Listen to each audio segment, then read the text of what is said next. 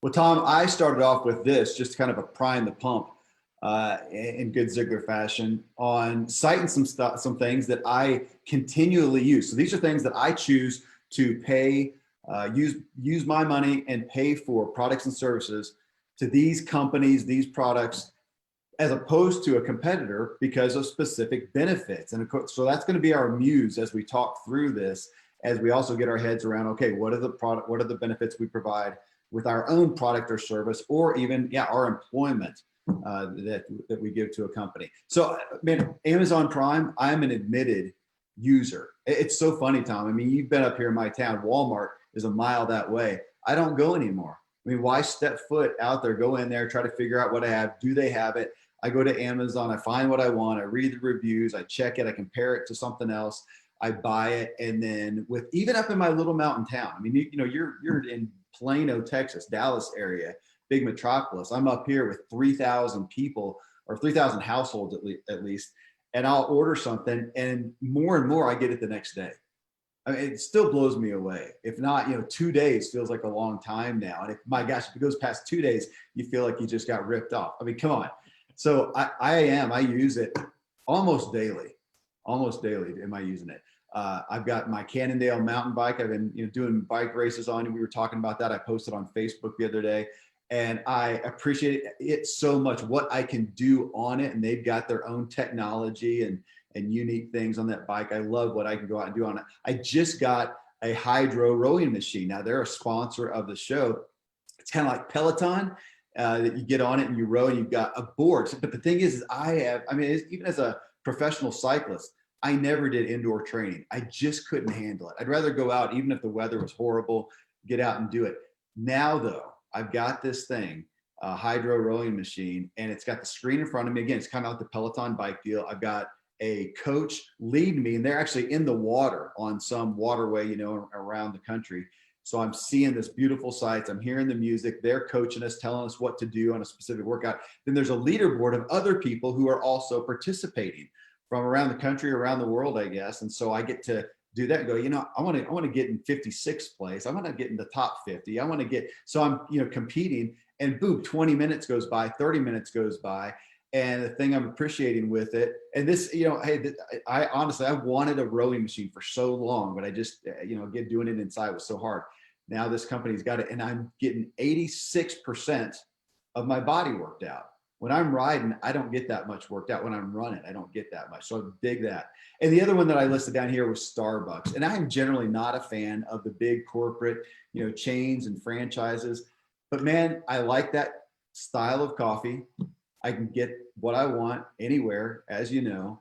Here in my town, it's got the big Pikes Peak view, and the customer service is great. And I'll tell you, as we go down through here and talk through some of the responses, the comments, customer service came out a lot, Tom. And that, from to think about that from anybody listening, even if you're an employee, that's one of the top things that employers right now are suffering from is, yeah, okay, I got a kid who can do XYZ, or I got an employee who can do XYZ, but they have no, and they've been calling them soft skills. I like that we're now calling them, let's call them necessary skills, personal relationship skills, how to smile, shake hands, be in tune with somebody. It's, again, basic sales that we're back to. And as you know, man, it's very uncommon these days. It is. It is. And, you know, when you talk about benefits, gosh, the challenge is we get, when we're offering a product or service, we get so wrapped up in our own head, right? We forget the person Yeah. in front of us, what they're there for, what they really want. And as you were talking about those experiences with those companies, especially the rowing machine that you have and the company that brought that, you know, they've created a community, right? Because we're social beings. And now with this pandemic and isolation, we need to be connected more than ever. Even though we're social distancing, we need to do that. So they brought that to us. It just reminds me, I think it was, you know, we order things from chewy.com, and that's a pet supply. And you always hear great stories about what they've done to go the extra mile. I know one of our friends ordered some dog food from them, and before the food arrived, their dog died. And so they wrote back to Chewy's and said, "Oh no, how do I send this back?" And And Chewy said, "Oh, we're so sorry for your loss. We will, we're going to credit that, but we want you to go and give that food to an animal shelter if you don't have another Sweet. pet." Right. And then they got a handwritten sympathy card from the customer service agent. And so even in these difficult times, when we start, the way you need to think about benefits and what your product or service is what is it that your customer is really wanting? What is it that's going to make the difference? And so let's dig into some of these questions we've gotten. Yeah, well, the first person that posted was on customer service, David Treese. He said, "I love shopping at Tractor Supply."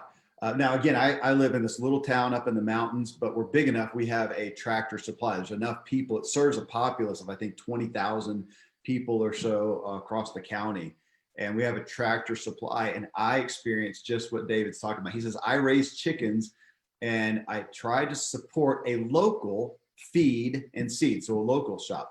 But I got tired of poor customer service at the local place. Tractor Supply employees are helpful and they always say thank you when I pay. When so many places lack gratitude seemingly for their customers, it makes it stand out even more when someone thanks me."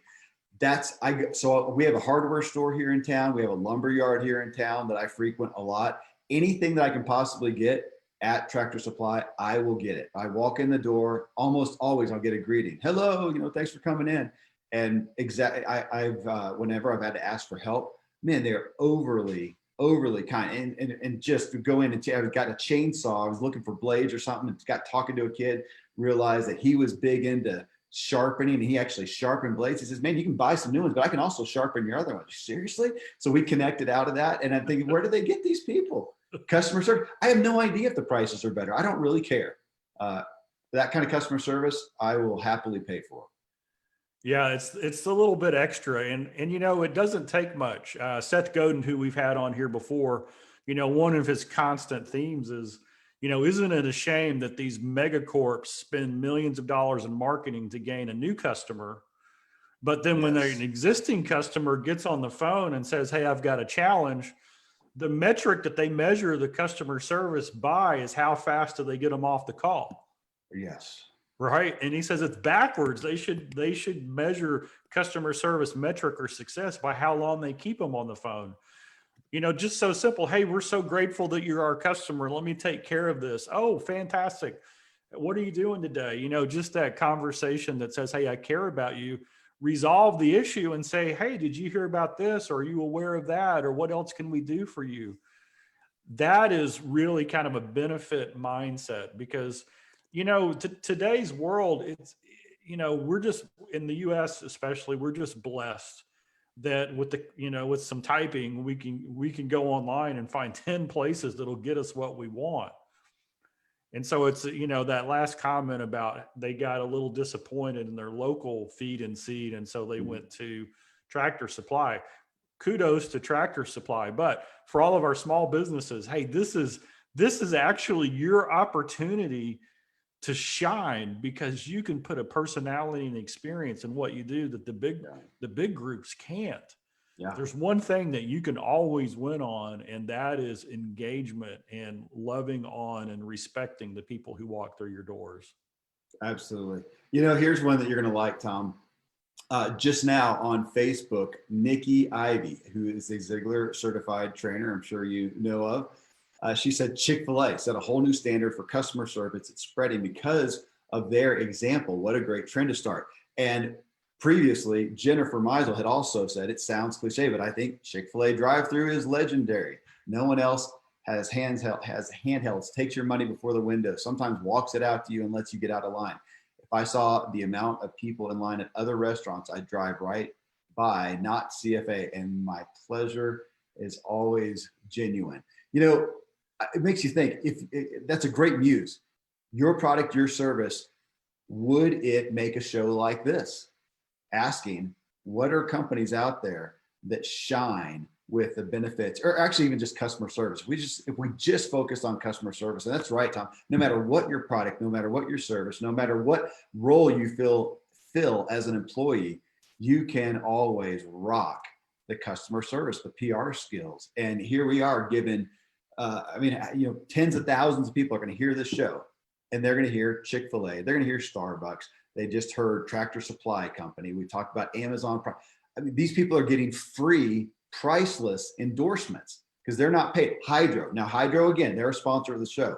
It's an authentic endorsement from me, but they are. All these other ones so far are not. I haven't mentioned one that has been a sponsor of the show. They're getting free, priceless, invaluable PR. And that's what we can all do, Tom. That's what Ziglar gets so much of. Everybody's out there just raving about Ziglar for free. You're not paying them. That's right. The Chick-fil-A one, I went through Chick-fil-A a couple of days ago. Don't tell anybody. I won't tell our doctor, Randy. Yeah, don't tell Randy. Don't tell Angelo Polini from MedPro, another great organization from. Yeah, true. In fact, Kevin, I just re-engaged with him, man. I didn't find the COVID-19, but I found the COVID-12. So I'm going to get back on on that. But I go through Chick-fil-A, and this is how cool it is. Okay. So, they don't have inside service right now because of what's going on. Yeah. But they have 6 or 7 of their team stationed outside. So they can literally take 6 orders at a time through the drive-through. And of course they wear their masks, and you tell them what you want. And then your credit card, they put the machine in and you just slide it. They never touch anything. Oh, wow. Completely touchless. Now, this is what's really cool about Chick-fil-A is as much as they love the customer, they have put little coverings for each of their people outside. So they're in the shade. Some of them have like the soft things that you stand on. And so they're taking care of their people. And I remember years ago, Dan Cathy, who leads Chick-fil-A, he came to our offices, and somebody said, what do you guys really do at Chick-fil-A? And he said, look, our mission is to take 16-year-old girl and boy barbarians and turn them into ladies and gentlemen who know how to say, please, thank you, and my pleasure. And that's why, when you go to these places where Chick-fil-A is, the parents whose kids work there, they're ecstatic because what they're really learning when they work there is they're just learning respect and kindness and generosity. And I think as a culture, as an atmosphere, an organization, when that's what we teach, the customers feel that. And it has to be genuine or it won't work. Absolutely. Yeah. I mean, customer service, we could just put that at top of the list for a benefit. And that's one that we can all do and we can all lead with, I think. So here's some other ones. Dennis Durrell, he says, Costco wholesale, organic foods at reasonable prices. I don't worry about ever paying or getting substandard quality. Man, Costco, now I don't go, they're so far away for me that I don't, but I encounter so many people who are incredibly loyal to Costco. So that says a lot about them. He says Alaska Airlines, quality service, reliable performance, robust route structure. I can count on them to get me there and get me home. And if there's a problem, they take care of me. So again, customer service. Alaska Airlines, I don't know that I've ever flown Alaska Airlines. Have you, Tom? I have flown them. And I won't mention the other airlines that I normally fly. But I would definitely say that Alaska is a step up. I'm not used to hearing anything good about any airline these days, so I'm impressed. That will stick out in my mind the next time I book a flight. Yeah, if I had an option, of course, in Dallas, there's not too many flights out of Dallas that we do, but I've flown them, and fantastic service. Southwest Airlines is another one that really stands out as far as how they treat and how they serve. And I haven't flown in 6 months. I went from flying 2 or 3 times, maybe more a month to 0. And I'm just watching all the people who are flying right now on the Facebook post, and it's a weird time out there. Yeah. And it's like an abundance of kindness is what's needed. The antidote to all of this, the issues that are going on, really is kindness. And so we had Shantae on. What was do you know her episode offhand? Because we mentioned her just keep talking. I'll find it. Yeah. So Shantae Feldham says that maybe the killer app of all human emotions that we can use not use, that's not the right word, but that we can develop in ourselves is just to be kind to other people. Kindness opens so many doors, smooths over, allows us to come together and figure out things, especially when we have disagreements or things aren't perfect. You find it? 464.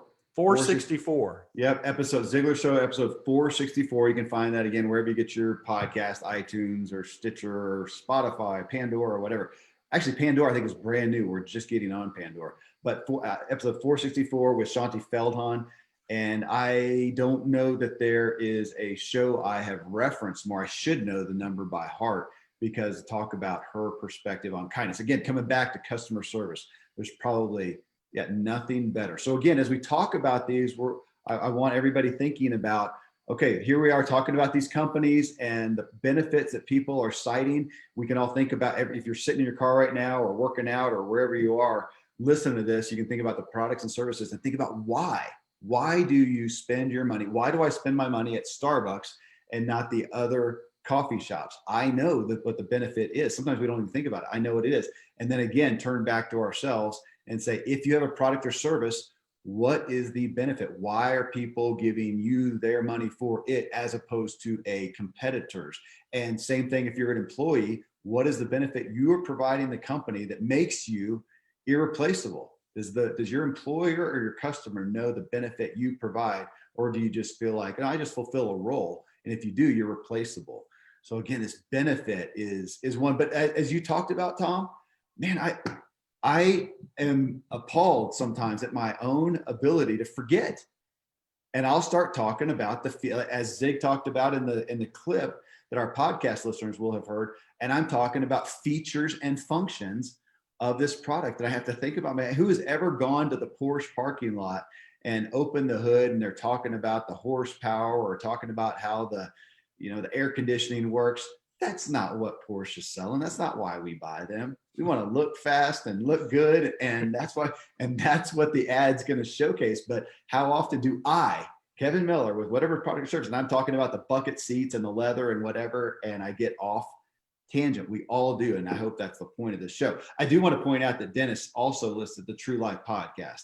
Thank you for that, Dennis. He said, trusted medical perspective based on root cause perspective. It helps me focus on the cause and not the cure. Well, thank you, Dennis. Well, Kevin, you brought up a car example, so I've got to give my car story. So this is over 20. This is how powerful this story is. This is over 25 years ago. And it's about 22, 23 years ago. That's about how long ago it was. I had the opportunity to buy two cars within about 4 months from each other.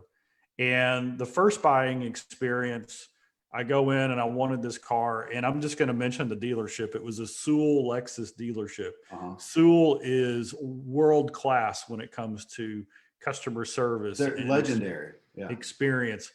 And so we go in and I buy this car, and it's just a fantastic. I drove the car for 17 years. So for all the Dave Ramsey fans out there, I was not a Dave Ramsey listener at that point when I bought that car, and then I became a Dave Ramsey listener.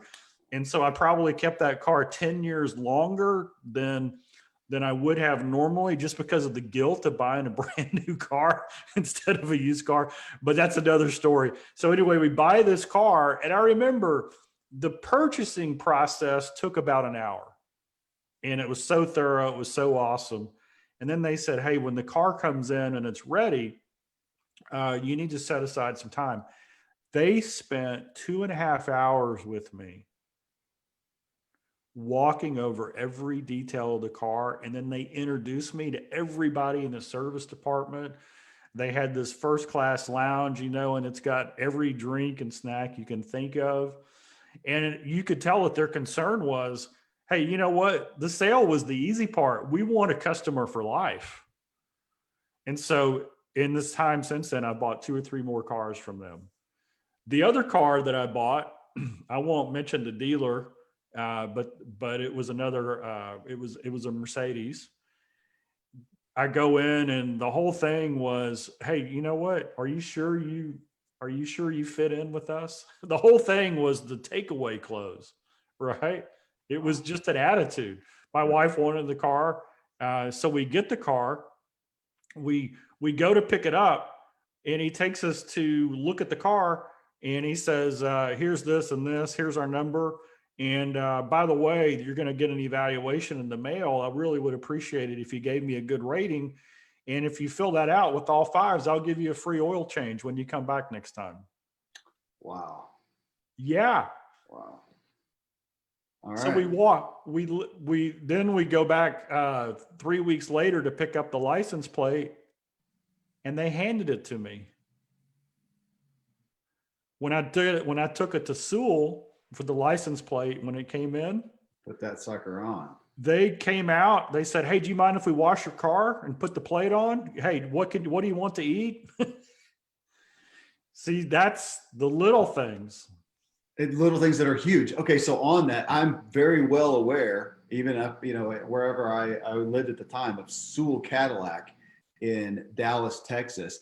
And it's so famous that there's a book, Customers for Life by Carl Sewell. And the tagline is how to turn that one-time buyer into a lifetime customer. Back to what you said, Tom, that we've heard, I think hopefully anybody in business has heard that the most profitable customer is the one you already have. And yet, man, that is not the norm. Even this, and I've read, books about different businesses. I mean, so here is one. There are who knows how many car dealerships across America. Every one of them can go get Carl Sewell's book, Customers for Life, right now. And he'll tell you exactly what they do to be world famous and to be more profitable than any other dealership. And they can emulate that. And yet, how many car dealerships have they been into? And they're just the run of the mill. They do what you expect and nothing more. And it's mind blowing. And that's a book relevant for everybody. You don't have to be in the car business to read.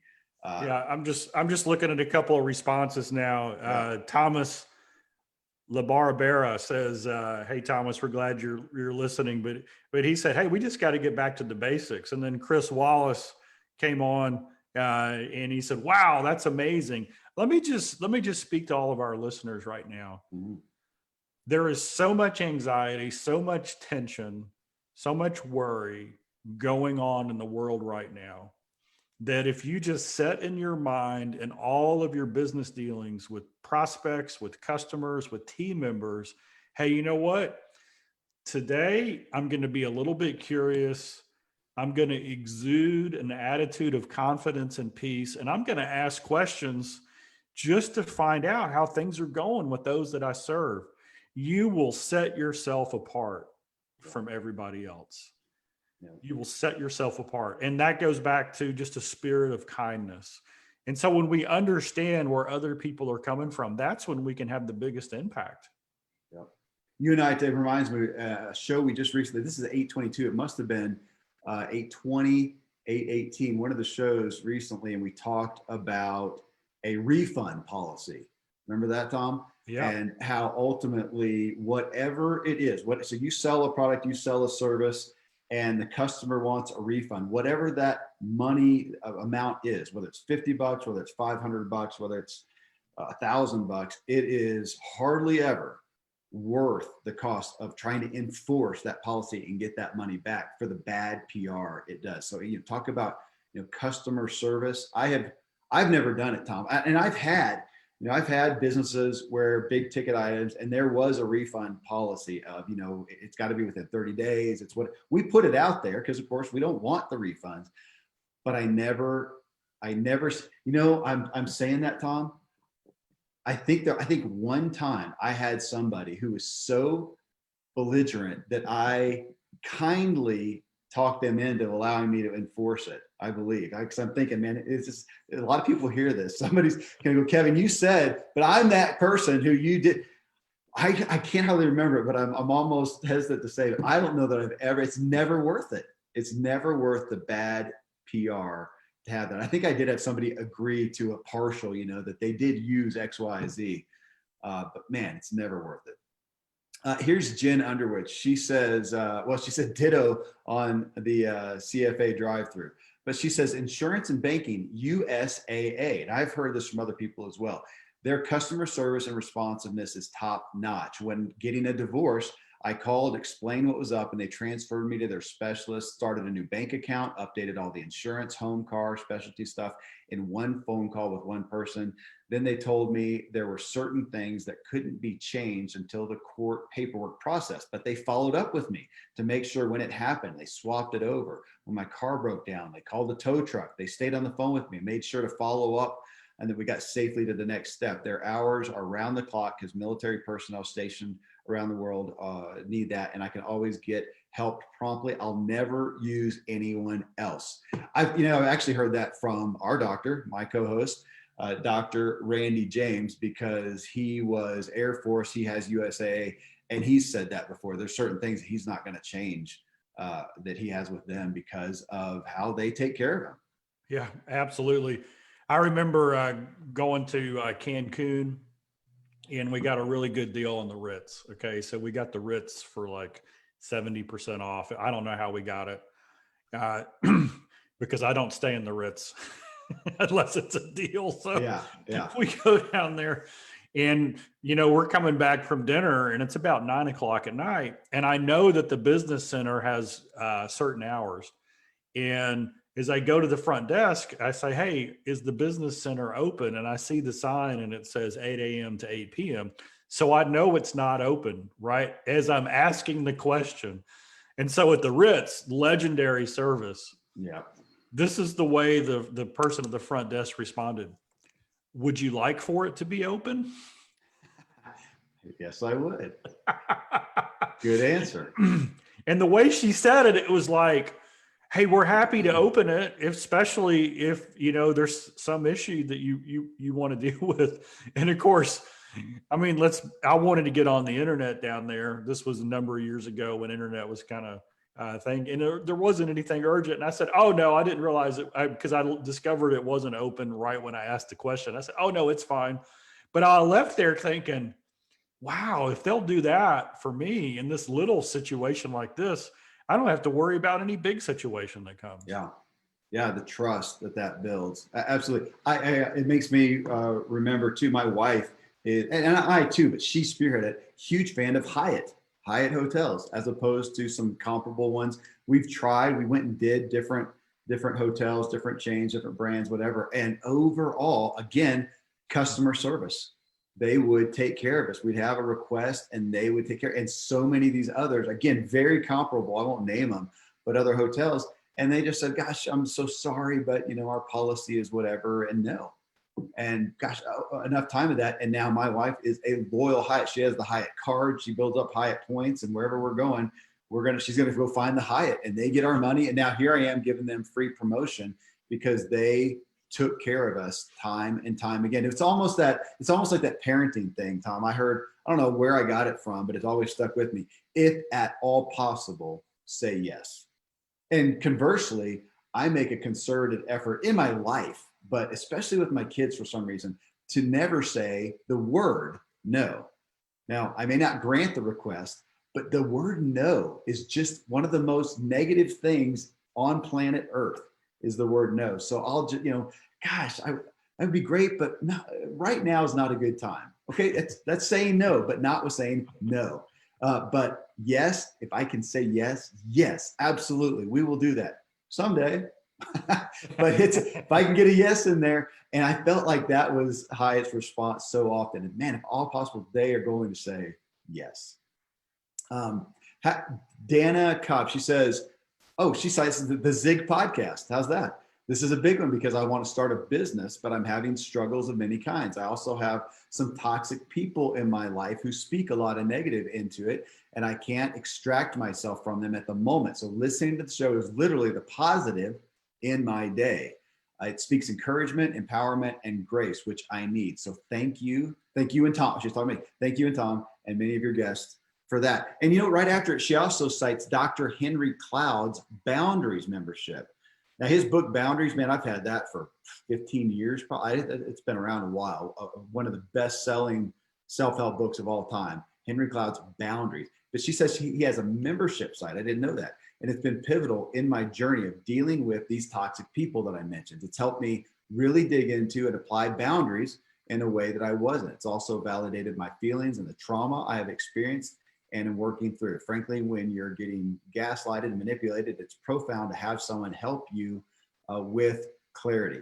But I would recommend, again, if you have not read the book Boundaries, that's a good book for anybody, anywhere, and especially for those who like to serve and care for other people and pour out, and you can run yourself ragged, or if you're involved with negative people and think you're trying to stick it out, good book to read on having some boundaries. It's, again, sounds kind of negative, but it's said in a really healthy way.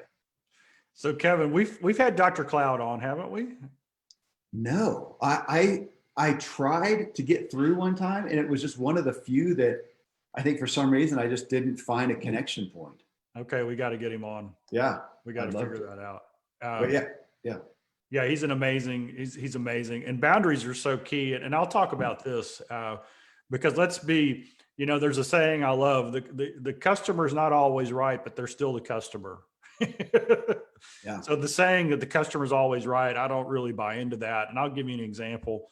Back in the day when we used to get a ton of phone calls, every now and then somebody stressed out would call in and they would use profanity. And I had a rule on our team with our ladies there. I said, look, you don't have to deal with that. If somebody starts talking down and start using profanity, just say, hey, can I transfer you? And I'll talk to them, because we don't put up with that. So, as a business owner, as providing service, or some things that we can be kind in the response, right? But we don't have to accept it. And one of the things, and this is a mindset, when people are that upset, it usually has nothing to do with you and has everything to do with them. And it's an expectation. They're having a bad day. There's issues that are going on. And so I think in Dr. Cloud's book on boundaries, he helps you to understand that we don't have to let people inside to do the damage, right? We can say, oh, wait, this is obviously an issue that you have. Let me see if I can help in the way that's possible. Yeah. It's good for our businesses as well. To look at, it's not just a personal thing, but even for our business, look at boundaries, which again is not a term that I specifically like, because you want to say, no, I'm here, we're talking about customer service and saying yes. So I just went through that. Sounds like no boundaries, but man, you do have to have them. And we've all got to have them somewhere. Timothy Driver, he says, Apple products, their products just keep on going and never have issues. I've had an iMac for 7 years, and a bunch of people commented on that. And again, it's just interesting to what creates brand loyalty. Even we're in this business, Tom. I'm studying behavioral economics and branding and marketing all the time. I'm a student of it. I think I'm an expert in it. And yet I'm also just as susceptible to it as anybody else. So Apple, they got me. That's all I buy, Apple products. Even if you can get the same thing at half the price, for my kids, for whatever school thing or whatever, it's just not worth the hassle, because I don't know the Windows stuff at this point. And when I first got turned over onto Apple, I felt like it just seems more intuitive. I don't have to deal, even the fact that you don't have to deal with virus stuff, all that jazz at all. That's a deal maker for me. So I have no idea how many Apple products we have in our house there's 8 people in the house right now. Between phones and laptops and iPads and whatnot. And I never deal with virus stuff. Never gotten one, never deal with it. Their updates come through and do that. Customer service has been good. And yeah, it seems like they last forever. Matter of fact, the only reason I've ever bought another one is because it got so outdated. It just, other programs out there couldn't come on it anymore. But the thing's still running. I just took some to the recycle place here in town. So yeah, I got to admit, they've got me with a good product. Is it really better and absolute? Can I prove better quality? I don't know. But I also like the image. How many movies? When's the last time you see it? Probably, I feel like 9 out of 10 movies on the movie. Apple seems to own all movies, man. They flip up an Apple, on the back of the laptop, and they've done a good job. They've done their homework. Yeah, there's a couple of things that really stand out to me with Apple. And I read years ago, when you think of like the big players in computers, whether it would be Gateway back in the day, or Dell, or Microsoft, or Acer, or any of these, Apple in their design went to world-class graphic designers, engineers to create an aesthetically pleasing, beautiful product from every angle. I mean, that was a big thing.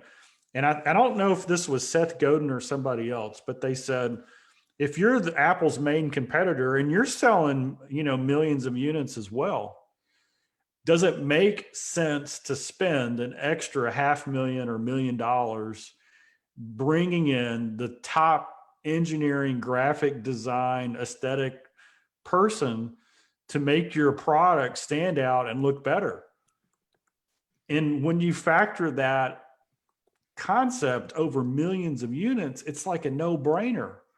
And yet, nobody does it but Apple in that space. I mean, there might be one or two others that really stand out. And then Apple takes it to the next level. I don't know about you, Kevin, but opening an Apple product is almost a religious experience. I was going to say it's a little sacred moment. It's like you sit down and you're not just going to tear the box open, right? I mean, let's face it, you're going to make sure that every tab comes out correctly, all the peels come off just right. And I even go so far as to create little piles. I get everything out, I fold the stuff back in, I put it back into the box, and I keep the box thinking, I'm probably going to have to use that box to send it back in someday. And you know what? I never have. Yeah. And 5 years later, you find it down in the cupboard. And you think, well, I know. And so, but what does that really tell you? It tells you that, and Simon Sinek talked about it in the, what do they call it? The golden circle. It starts with why. There are why companies and there are what companies, and almost all companies are what companies. And what does that mean? Well, remember when the music players, the digital music players first came out? Mm-hmm. I bought my first one from Dell, and it looked like a tube of lipstick. It was actually, it wasn't a tube. It was kind of a square thing, and it could hold like 500 songs. I mean, this is back in the day and it was very functional, and it was about $75, which was very affordable, and it did everything right. And then, but who even remembers that Dell had a music player? Mm-mm. Nobody does. Well, then the iPod came out. iPod, am I remembering that right? I think so. Yeah. I was trying to think. I think so. So anyway, the new earbuds, iPod. Yep. It's an iPod. And when that came out, that was like, oh, right. I've got this device that takes me to my memories. Okay. And so the difference between a why and a what, Dell was a what company at that time, because what people wanted was an economical device that works. Apple's a why company because they asked this question: why would somebody want this? Well, they want to be seen as a leader. They want to be seen as a trendsetter. They want it to fit into their lifestyle, to look good everywhere they go, to be a status symbol in every regard. And because the benefit that Apple sees is they want to enhance the overall lifestyle of every one of their customers in every area. And that's a why. And why do they want to do that? Because they know that if people feel good with the product and the product works, it's got to be fantastic, that's going to boost them in other areas in other ways. And that to me was that. So nobody I know has a Dell music player, but I know people who've got a drawer full of iPods, which eventually got replaced by the iPhone, which became both. Yeah. Well, yeah, I've been pointing out another one, Spotify. I have been paying them. I have a family plan. All my family's on it. We share our playlist and I listen to music all day long. Anything I want. Still blows me away that I can do that for, I think that even the family plan is like $15 a month. I mean, it's amazing. Apple is a trend setter. They are often creating things we didn't even know that we wanted, sometimes, and they're known for that. That's not the norm for most of us. And it made me come back. I had somebody else who recommended or said, Amazon Prime because of their delivery and their customer service and yada, yada. we actually had a sponsor on the show years ago, Trunk Club for Men, and you would go and pick out, you have a specialist that would help you and pick out your wardrobe and send it to you. And you try it on, what you like, you keep what you don't like, you send back if it doesn't fit. It's really good. I don't know for sure, but at the time, I don't think Amazon did this, but now they do. And now I get a lot of my clothes off Amazon. I go see what I want, read the reviews, and I order it, try it on. And if it's not there, again, I love their return policy. You just put it in actually, no, now it's unreal. Now you don't even have to mess with the packaging. You just take it to the, we've got a place over here, take it to the drop off and give it to them with your little barcode, and they package it. It's incredible, and for us, and this may be a good place for us to land this, Tom, too, for us to all look at, if we have a product, if we have a service, again, if we're an employee in a company as well, to look and see who is doing it best. If you have a plumbing company, who is the number one plumbing company in your area, and go see what they're doing. I think Amazon spends a lot of time just seeing who's kicking butt out there, and they go and emulate that. And what can we all do? Who can we go look at?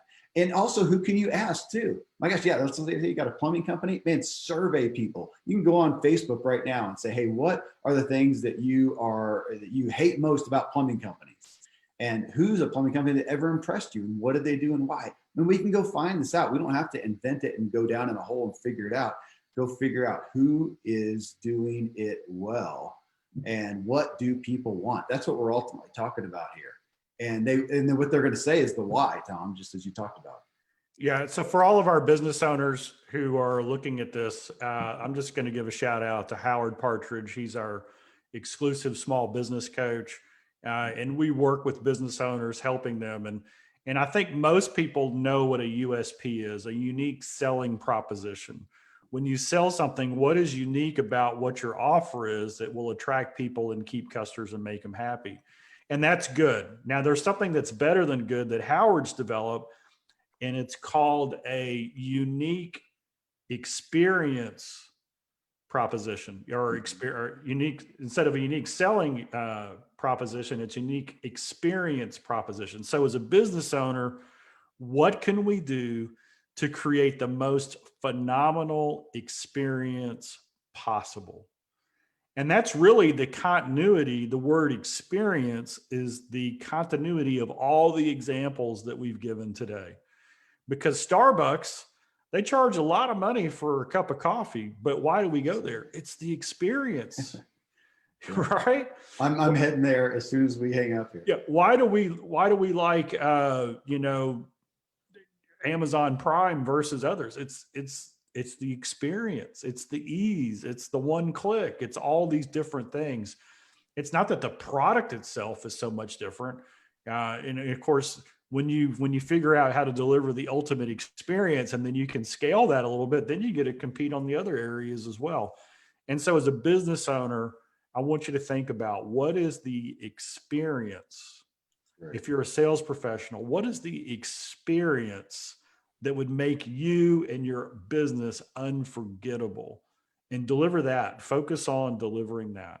Well, and that's, my gosh, shameless promotion for Ziglar. That's the first thing that I hear about when people testify to any touch point they've had with Ziglar, whether they're calling to buy a product or service, but especially if they come to an event and participate and say, I felt like I was part of the family. It made me, I know when I went to Ziglar Legacy Certification course, that my headline statement was, it just made me want to be a better man.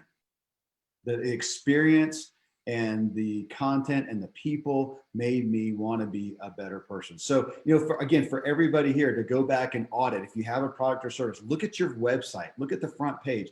Is it about you and your features and your functions, or is it about the benefit that you offer somebody? And is it about them? And which makes me think of Donald Miller, Story Brand. And he's saying, are you making on your website, are you making the client, the customer, they're the hero, not you? Are they the hero? Again, man, these are big paradigm shifts. It's easy to say, but for us to all go back, if you have a product or service, go back, listen to the show, go back and audit what you're doing. And is it coming through what the benefit is? Do people know? Are you espousing the benefit of your product or service, not the features and not the functions? And again, And Tom, I really like this one. And you mentioned Seth Godin a bit ago, and it's from his book, Lynchpin, I think that brought out how to be irreplaceable. I don't know if that's a word to use, but in essence, how to be that. If you're an employee right now, does your employer know the benefit you provide? Does the customer, if you're in contact with them, know the benefit you provide? Do your coworkers know the benefit you provide? I was exposed to a company recently, and there was somebody who was, XYZ happened, and it was talked about, maybe we need to let them go. And the employees did not want that person let go. Oh my gosh, you can't get rid of, whatever their name is, Bob. I mean, they're the light of this place. The spirit that they bring in, that had nothing to do with the acumen that they brought to the job in that position. It was who they are. And the employees wanted the person to stay. Who out there are you that person? What are you known for? That'd be a great one right there, Tom. What are you known for? That's a great muse. It's incredible topic. Thanks to everybody. We had so many people respond here. I hope it got our head around it. It does me, Tom. I literally just pulled up my website. I think, how am I doing? How am I doing? We need to check up for the neck up constantly on this one. But I am grateful to be a part of Ziglar, because Ziglar is known for loving and caring people. I don't know what more I would want to be known for. Thanks everybody on Facebook for tuning in. It was a pleasure. Amen. Thank